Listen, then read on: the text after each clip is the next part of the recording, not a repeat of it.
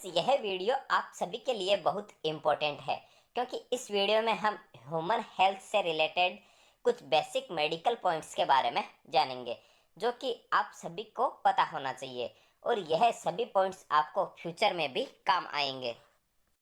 तो फ्रेंड्स, सबसे पहले अपन ब्लड प्रेशर के बारे में जानते हैं। ब्लड प्रेशर को शॉर्ट में बीपी भी कहा जाता है और इसे हिंदी में रक्तचाप भी कहा जाता है।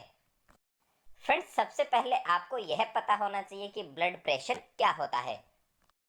ब्लड प्रेशर ब्लड वेसल्स में बहते हुए ब्लड द्वारा वेसल्स की वॉल्स या दीवार पर डाले गए प्रेशर को ही ब्लड प्रेशर कहा जाता है। फ्रेंड्स, इस नीचे वाले डायग्राम में आप देख सकते हैं कि यह ब्लड वेसल्स है और इसमें ब्लड सर्कुलेट हो रहा है। तो यह बहता हुआ ब्लड इस प्रकार वॉल्स पर दोनों साइड प्रेशर डालता है, उसे ही अपन ब्लड प्रेशर कहते हैं। फ्रेंड्स, ब्लड प्रेशर को हम स्पिग्मोमेनोमीटर से मापते हैं। फ्रेंड्स, ब्लड प्रेशर दो प्रकार का होता है। फर्स्ट है सिस्टोलिक ब्लड प्रेशर, सेकंड है diastolic blood pressure.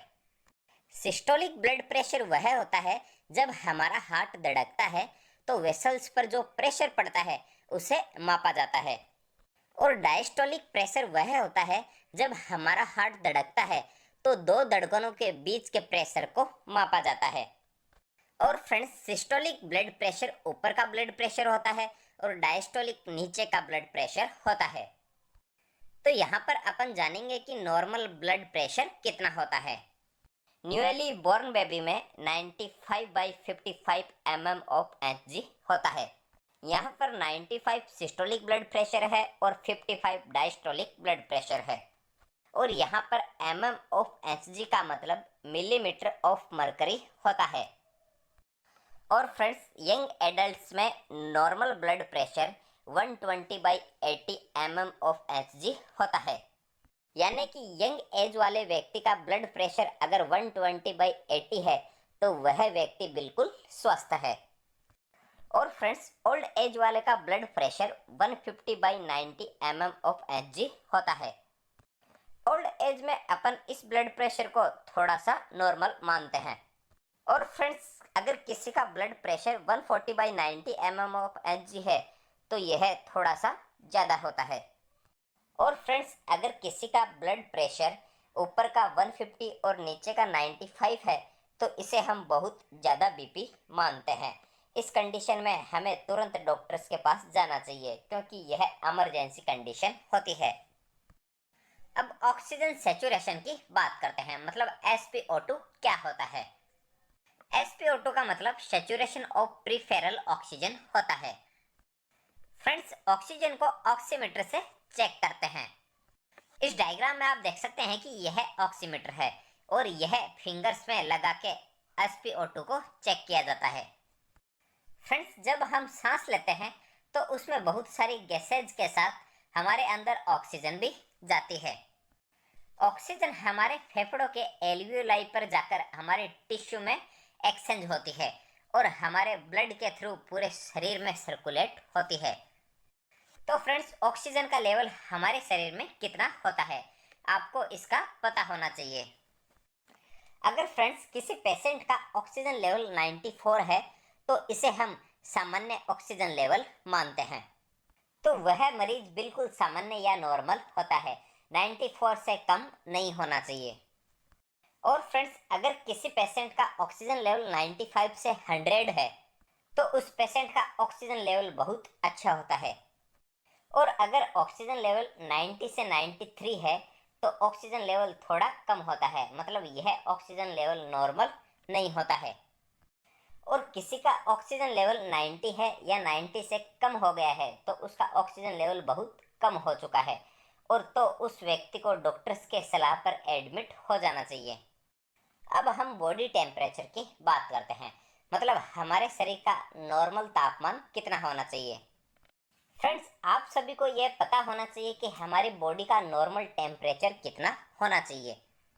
Friends, body temperature को अपन एक डिजिटल थर्मामीटर से मापते हैं।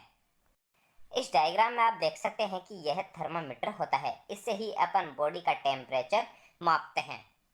अगर किसी व्यक्ति का टेम्परेचर 92 से 98.6 डिग्री के बीच है तो यह नॉर्मल बॉडी टेम्परेचर होता है। यदि किसी व्यक्ति का टेम्परेचर 99.0 डिग्री है तो यह थोड़ा ज़्यादा टेम्परेचर होता है। उस व्यक्ति को थोड़ा बुखार भी हो सकता है। और फ्रेंड्स, अगर किसी व्यक्ति का टेम्परेचर 100 डिग्री से 102 डिग्री के बीच है तो यह बॉडी टेम्परेचर बहुत ज़्यादा टेम्परेचर होता है। उस व्यक्ति को बहुत ज़्यादा बुखार हो सकता है। अब अपन हार्ट या पल्स रेट की बात करते हैं। मतलब हृदय गति या पल्स रेट क्या होती है और हमारे शरीर में कितनी नॉर्मल होती है। फ्रेंड्स, सबसे पहले आपको यह पता होना चाहिए कि हार्ट रेट या पल्स रेट क्या होती है। जब हमारा हार्ट या हृदय 1 मिनट में जितनी बार बीट करता है या धड़कता है उसे ही अपन पल्स रेट कहते हैं। मतलब हार्ट रेट या पल्स रेट आपके दिल की प्रति मिनट धड़कन की संख्या होती है। इस डायग्राम में आप देख सकते हैं कि एक हाथ की दूसरी और तीसरी अंगुली को गर्दन पर रख के पल्स रेट को महसूस किया जा सकता है। और सेकंड वाले डायग्राम में एक हैंड की दूसरी व तीसरी अंगुली को कलाई के अंदर वाले भाग पर रखा जाता है। यहाँ पर अंगुलियों को रखकर अपन पल्स रेट को महसूस कर सकते हैं। हमारे शरीर में नॉर्मल पल्स रेट या सामान्य पल्स रेट 72 प्रति मिनट होती है। मतलब हमारा हार्ट 1 मिनट में 72 बार धड़कता है, तो इसे अपन बहुत अच्छा पल्स रेट मानते हैं। और अगर पल्स रेट 60 से 80 प्रति मिनट है तो इसे थोड़ा कम पल्स रेट ही माना जाता है। और अगर हमारे शरीर का पल्स रेट 90 से 120 प्रति मिनट है तो इसे बढ़ा हुआ पल्स रेट मानते हैं।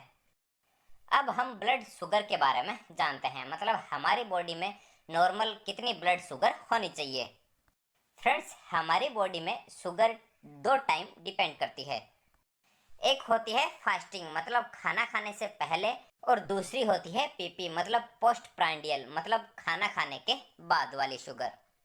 अगर आप खाना खाने से पहले शुगर करवाते हैं तो उसे फास्टिंग शुगर कहते हैं, और अगर खाना खाने के बाद में शुगर करवाते हैं तो उसे पोस्ट प्रांडियल शुगर कहते हैं। फ्रेंड्स, इस डायग्राम में आप देख सकते हैं कि इस ग्लूकोमीटर से ब्लड शुगर टेस्ट किया जाता है। फ्रेंड्स, अगर आपने खाना खाने से पहले शुगर टेस्ट करवाया है तो उसकी नॉर्मल शुगर रेंज 70 से 100 mg पर DL होती है। यहाँ पर DL का मतलब डेसीलीटर होता है। और फ्रेंड्स, अगर आपने खाना खाने के बाद में शुगर टेस्ट करवाया है तो ब्लड शुगर की नॉर्मल रेंज 70 से 140 mg पर DL होती है। अगर फ्रेंड्स आपकी फास्टिंग शुगर 125 mg पर DL से ज़्यादा आ रही है तो आपको शुगर या डायबिटिक हो सकती है। अब अपन हीमोग्लोबिन के बारे में जानते हैं। इसे शॉर्ट में HB भी कहा जाता है। फ्रेंड्स, हीमोग्लोबिन एक प्रकार का प्रोटीन होता है जो कि RBC मतलब रेड ब्लड सेल्स में पाया जाता है। हीमोग्लोबिन की कमी के कारण हमारे शरीर में बहुत सारी बीमारियां हो सकती है। इसलिए हमारे शरीर को स्वस्थ रखने के लिए हीमोग्लोबिन बहुत इम्पोर्टेंट होता है। हीमोग्लोबिन मेल और फीमेल में अलग अलग क्वांटिटी में होता है। मेल में हीमोग्लोबिन की नॉर्मल वैल्यू 13.5 से 17.5 ग्राम पर DL होता है, और फीमेल में हीमोग्लोबिन की नॉर्मल वैल्यू 12.5 से 15.5 ग्राम पर DL होता है। अब रेस्पिरेशन रेट के बारे में बात करते हैं। मतलब हमारे शरीर की श्वसन दर नॉर्मल कितनी होनी चाहिए। फ्रेंड्स, हम नोज के थ्रू 1 मिनट में अपन कितनी बार सांस लेते हैं उस रेट को ही अपन रेस्पिरेशन रेट कहते हैं। ह्यूमन बॉडी में नॉर्मल रेस्पिरेशन रेट 12 से 16 ब्रेथ्स पर मिनट होता है। मतलब 1 मिनट में 12 से 16 बार सांस लेते हैं। और 1 से 3 मंथ के बच्चों का रेस्पिरेशन रेट 44 पर मिनट होता है। मतलब छोटे बच्चे 1 मिनट में लगभग 44 बार सांस लेते हैं। अब CT स्कोर या HRCT चेस्ट स्कोर के बारे में बात करते हैं। मतलब चेस्ट का CT स्कैन करने पर लंग्स का क्या स्कोर होना चाहिए। HRCT चेस्ट स्कोर कोरोना में बहुत इम्पोर्टेंट स्कैन था। इस डायग्राम में आप देख सकते हैं कि यह हमारी बॉडी में लंग्स होते हैं। हमारी बॉडी में 2 लंग्स होते हैं, एक राइट लंग्स और दूसरा लेफ्ट लंग्स। राइट वाले लंग में 3 लोब होते हैं, first superior lobe, second middle lobe और थर्ड इंफेरियर लोब। और लेफ्ट लोब में 2 लोब ही होते हैं, एक सुपेरियर लोब होता है और दूसरा इंफेरियर लोब होता है। यह लोब्स जितने परसेंट इन्फेक्शन होता है उसके अकॉर्डिंग ही सीटी स्कोर निकाला जाता है। अगर किसी पेशेंट का HRCT मतलब हाई रिजोल्यूशन सीटी स्कोर 0 से 8 तक है तो इसे हम माइल्ड इन्फेक्शन कहते हैं, यानी कि उस मरीज में हल्का इन्फेक्शन है। और यदि किसी पेशेंट का HRCT स्कोर 9 से 18 के बीच में है तो इसे हम मॉडरेट इन्फेक्शन कहते हैं। और फ्रेंड्स, अगर किसी पेशेंट का HRCT स्कोर 19 से 25 के बीच में है तो इसे हम सीवियर इन्फेक्शन कहते हैं, मतलब इसे काफ़ी गंभीर इन्फेक्शन माना जाता है। सीवियर इन्फेक्शन में ऑक्सीजन और वेंटिलेटर की भी आवश्यकता होती है। तो फ्रेंड्स, आज का हमारा टॉपिक यही कंप्लीट होता है। फ्रेंड्स, आप